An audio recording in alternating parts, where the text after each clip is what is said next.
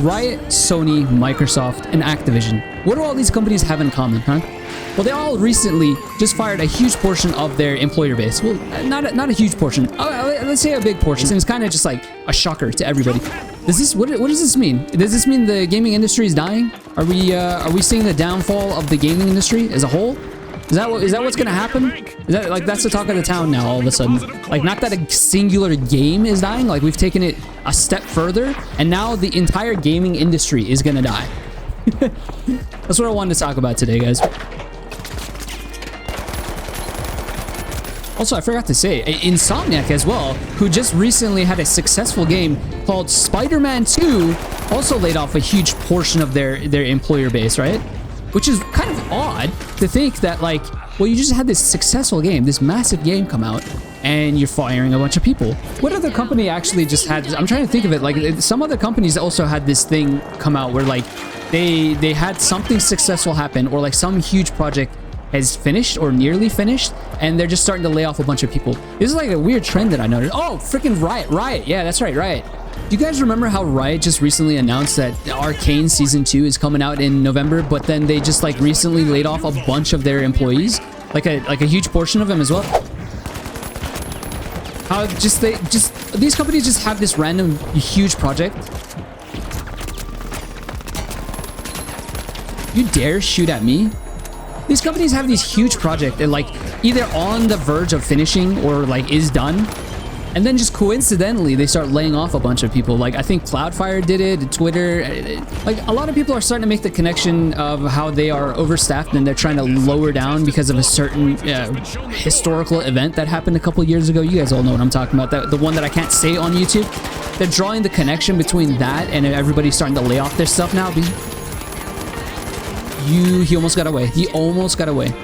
But I find it very odd that these companies just happen to finish like some project and then just happen to lay off right after that. I don't, you know, it could just be that historical event, or it could be that they're just trying to make more money off of the projects that they already finished and that are already done by, you know, getting rid of all these other employees and other departments and branches, which is kind of messed up to think about and to say, but I'm not saying it's true or not, but it's just a conspiracy theory I had. It's gaming, YouTube, everything was at an all-time high at that time. And now it's not anymore, so they need to tone it back down. They need to lower they need to lower the employment. They need to lower the amount of projects they have to something that's more in line with what they had pre-historical event. You know what I'm saying? Like,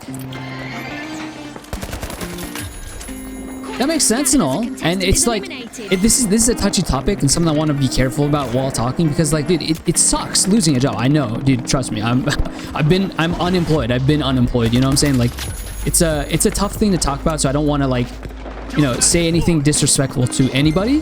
So if you did go through that, I'm sorry. It sucks, and it sucks to think about like how maybe these companies are doing it to make more money, to make more profit.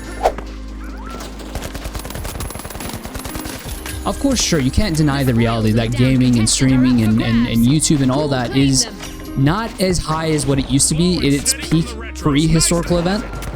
But, oh, dude, this freaking turret, leave me alone. I'm dead here. I'm so dead. Like, I'm not denying that one bit. I'm not saying that that's not the case. I'm not saying that could have been a cause as well. I mean, there's probably multiple reasons. Oh, I'm low, out of ammo. Can I get it? I got him with a melee, thank God. But no, gaming is not dying. The industry is not dying. It's not what it used to be, but it doesn't mean that it's not going to grow. Just because more, you know, people don't have as much time as they used to. Dude, life is expensive right now. Guys, like, I hit my freaking keyboard with my mouse. Dude, life is expensive now, man. Groceries, rides, bus. I used to ride a bus. In fact, I told that bus story, right? I used to ride that bus. It was I used to pay like $8 for a bus ticket between like freaking what? It was like an hour and 30-minute ride. And now that same bus ticket is freaking, what is it, $25. Like, dude, life is expensive now, okay? If people gotta work, people gotta make money. It's not as cheap as it used to be. People are spending less time on, he's one shot, bro. People are spending less time playing games and other recreational activities like movies and stuff. And more time, like, actually trying to feed their mouths. They got families to feed, you know what I'm saying? Like, it's expensive.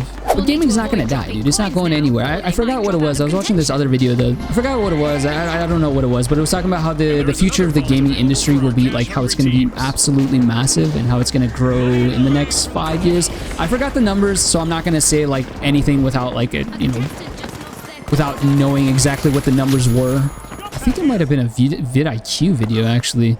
It might have been a vidIQ video. How they were talking about like more money is gonna be poured into the gaming industry, like Twitch, YouTube, TikTok, and like gaming channels in the next couple of 3 years. Then it's gonna be the biggest. Basically, the thing is, it's like it's gonna be the biggest it's ever been in the next couple of years, is what they were saying. More money is gonna be poured. In fact, more companies being poured into smaller creators rather than big creators, because companies are finding more value and in return on investment in a smaller creator.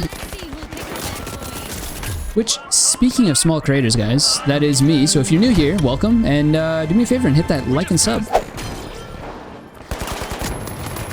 You don't get to shoot my teammate like that, dude. I'm just gonna res both my teammates here. Look at all this cash, bro. Jesus.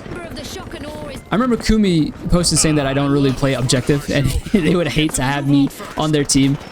This goes out to you. I think Luke Steffens actually put it best when he made a video about this, about talking about how the gaming industry is going to crash, and he says that like it's just getting way too expensive to produce a game. The primary problem at the core of the gaming industry right now is just that games are too expensive to make. And what you're going to start seeing is like scope start reducing, like campaigns and single player games are going to start decreasing in size. Instead of being 50-hour gameplays or go-throughs, they're going to be more akin to like 15-hour gameplays, like what Call of Duty does with their campaign, right? Shorter storylines, you scope significantly narrow. Which makes sense to me. Like that would be the reasonable response. Like, okay, we're going to have to shrink down. We're going to have to scale down.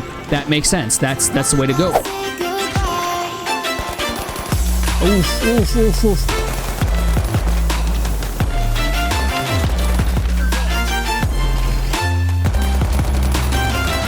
But it's just awkward to me to see that these companies are complaining that it's super expensive to make these games, right? They're spending all this money on games and still having flops. So you'll see companies like Ubisoft spending hundreds of millions of dollars to create this quadruple A level game and still have it go nowhere. So that might say that maybe money isn't the issue. Maybe pouring more money into something isn't going to solve the problem, or saving money in that case isn't going to solve the problem. The problem might be something else that exists there.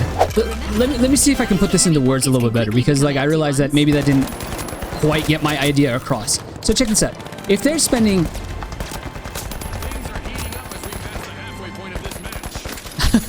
what do you do? This guy had so much money, dude. He was afraid of dying. Ooh, I am afraid of dying right now. If a business, like, let's say, for example, a coffee shop right now. If a business is pouring money into something they think is going to work, like, let's say they start a new chain. Let's say they start a new location. They open up a shop in a location they think, okay, it's going to do good. We're spending this money, but we just walked into the wrong neighborhood here. No, we just won. I didn't mean to. If this company is pouring money into this business, getting like the best quality beans that they can make, they're spending as much money as they can, the location is prime location and stuff like that, and it's still not doing well, then the obvious reaction to this is to like, okay, we need to cut costs somewhere because we're spending money, we're making X amount of profit, our revenue is set, we can't increase that.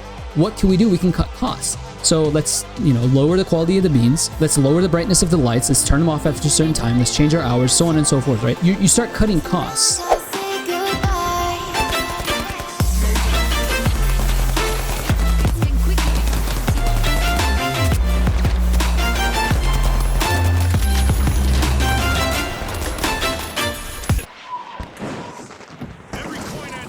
And that's what these gaming companies are starting to do, because the revenue is basically fixed. You can only charge a certain amount for a game. You're only going to charge like $60, $70 at max for a game, regardless if you spend $300 million on a game or if you spend $2,000. Oh my god, what happened to him? Irrespective of how much money you invest into the game, the profit you make from that game is only determined by the quality of the game. But here's the thing: are the companies realizing that, okay, despite how much money we're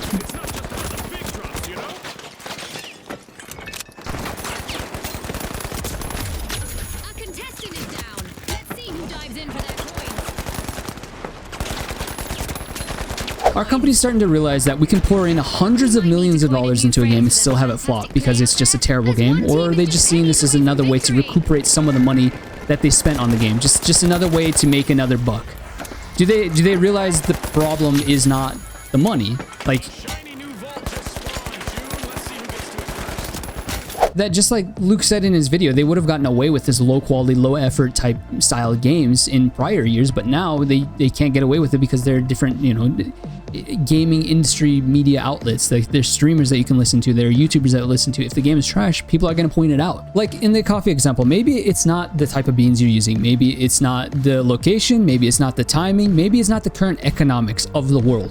Maybe it's just that you're giving them half a cup of coffee. Maybe it's just you're not filling the coffee cup all the way. Maybe it's because you're not giving them milk with their coffee. Maybe your coffee beans just suck. Cyberpunk, Halo, Battlefield 2042, Skull and Bones, all these games have one thing in common. They were released completely unfinished. Like I said in the coffee example, maybe you're giving them a cup that's half empty. Maybe the problem isn't how much money and how lavish you're making the coffee shop or the game. Maybe it's the quality of product you're providing for the customer. And so the question is, and the companies that will succeed in the future are the ones that can answer this properly and correctly. What are you cutting those costs for? Are you cutting it so you can have a better bottom line, have a higher return on investment, more profit per item that you produce because now your expenses are low? Or are you cutting it so you can put the resources that you have and the money that you have in the right places? And I think we all know what the right answer to that is, but do they know?